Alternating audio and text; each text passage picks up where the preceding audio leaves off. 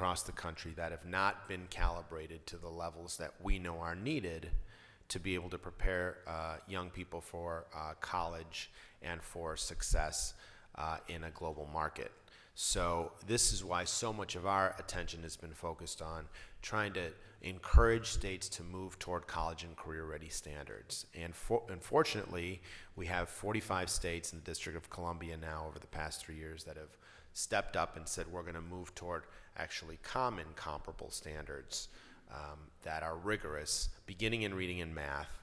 We have a lot of work to do in terms of science as well and in these other subjects. But that's a critical point, because I think everything really begins with the expectations that we set for our students and for our schools.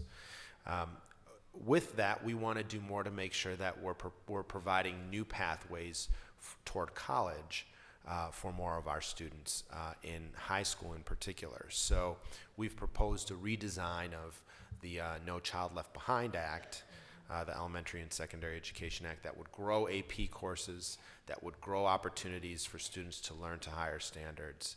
But ultimately, this comes down to what we're doing to support better preparation and better support and development of our teachers so that they can differentiate instruction in classrooms, because classrooms today look a lot different than they did 30 years ago.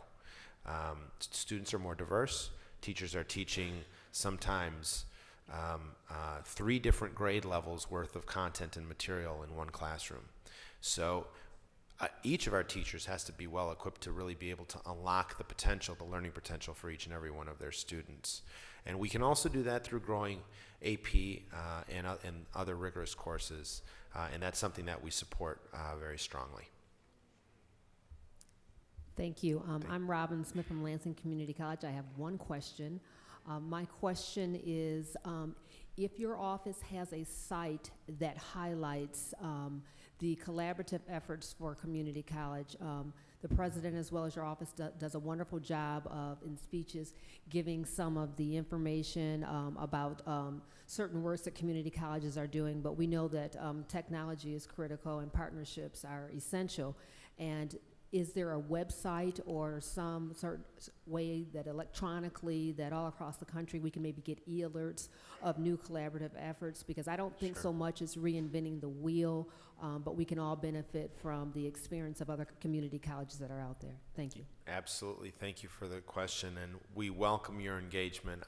The first place to go is www.whitehouse.gov, and we have more information and links from there to various federal agencies that speak to our agenda. And Robin, if you grab me after the session here, I'll be sure to take your name, and we'd love to add you to our Office of Public Engagement listserv, where we send out the latest every week on our education agenda as well as the President's other domestic priorities.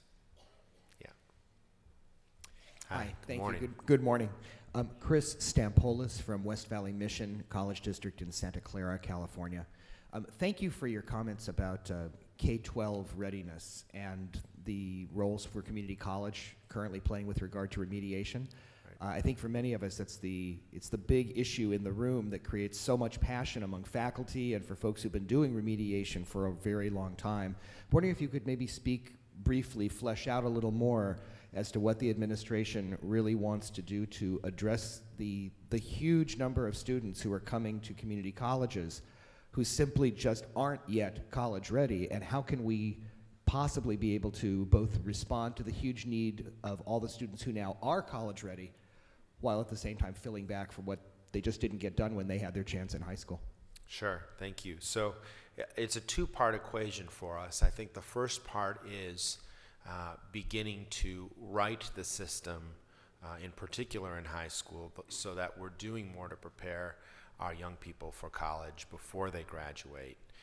We lose a third of our young people from the point at which they enroll in their freshman year in high school. They end up dropping out of school for a number of reasons, but key among them is that we're not doing enough to engage them and to support their learning day in and day out, to personalize that learning and to make sure that we have the proper standards in place to be sure that they're on track to graduation. They can begin to fulfill more of an opportunity to engage in hands-on learning, to begin to engage in careers even starting in high school. And we want to do a lot more with that this year. We've proposed a reauthorization of the Perkins Career and Technical Education Program that's announced in this week's budget, and we're going to be talking more about that as an administration in the coming months because we believe that's so critical, along with those higher standards. That's really the first part.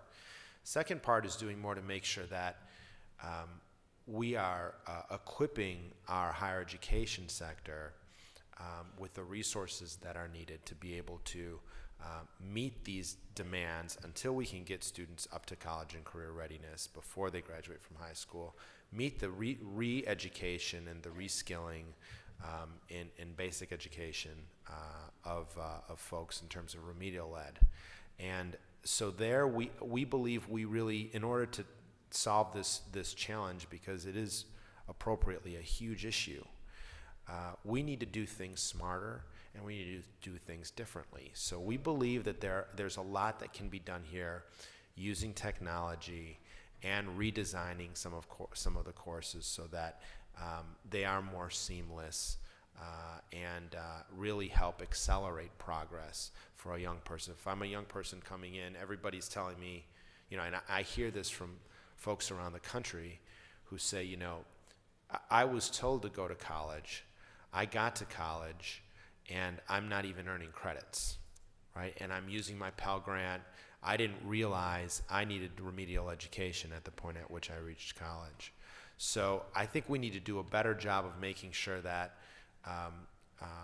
young people know before they reach those college doors where they are in their learning. They know what they can take. They can start drawing down some of that remedial coursework before they graduate from high school, ultimately. And then I think we need to do more to make sure we're growing the innovations in the higher education sector to redesign developmental education. So one of the initiatives we've said, for instance, is we need to invest more in technology there and in redesigning some of our developmental and remedial courses and putting those online and an opportunity for students to be able to use them, colleges to be able to share them.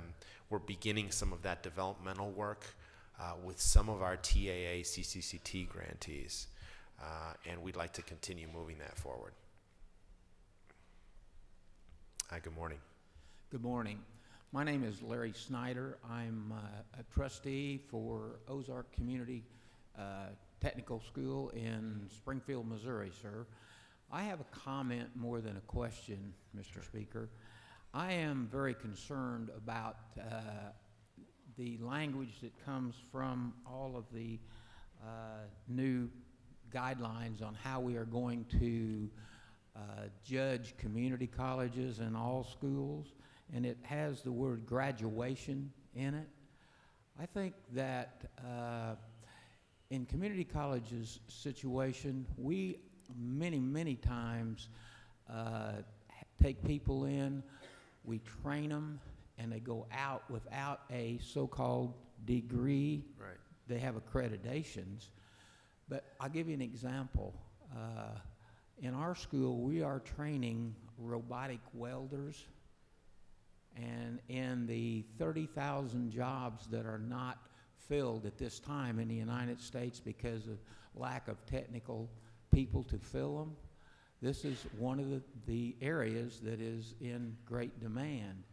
We put those people through the program, and they go out into industry and take the jobs, but they're not there for 2 full years.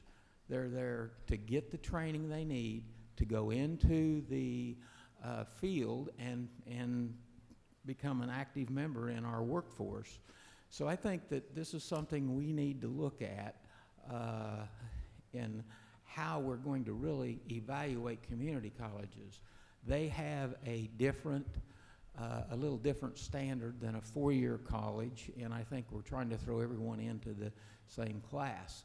Another example we have, I know in my own company, we had a lady who went back to school and got some more training, and for that training, I think she took about 9 hours, but she got a nice promotion into a job that we needed filled. So I think this is something that we need to really consider and maybe talk to your peers about. Thank you.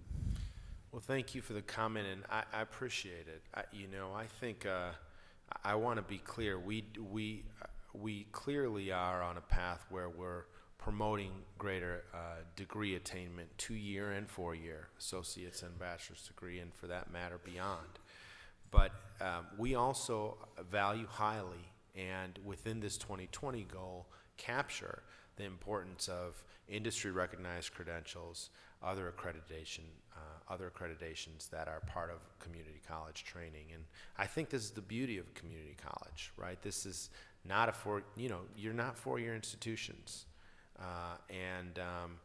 We need to do more, in fact, and that's in part what this new Community College to Career Fund is all about, is shoring up more pathways, not just to 2-year degree attainment, but to really attaining a credential and an industry-recognized credential or other attainment that might help be linked and land a job for that individual. So that's an important priority for us. I think it's an appropriate charge that you give us. Thank you. Okay. I'm Deborah Pearson from Maricopa Community Colleges, and I was a junior high teacher, then a high school teacher, and then a homeschooling mom. Because in what I experienced and what I don't see being addressed here, I think it's a laudable goal that we're going to change the K-12 system. But the bottom line is that the culture is not going to change. It is not going to be able to be ready to be producing students or to be keeping students from dropping out. And the community college niche that we have served this country well in addressing the dropout, graduation, or the GED need, or those areas of students that are not ready for community college by 2013, when we start losing the funding for these students. There is no way this K-12 system is going to be fixed.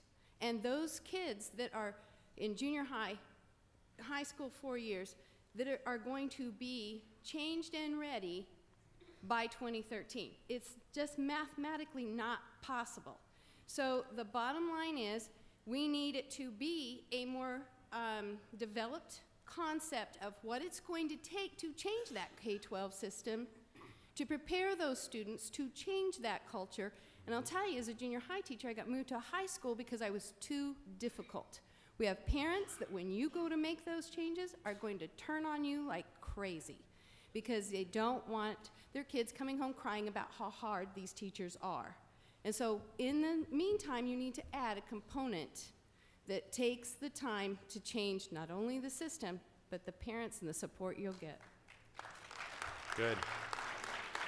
Well, I appreciate the comment. I think the 2013 that you're referring to is the deadline under the No Child Left Behind Act, and for 100% proficiency, right?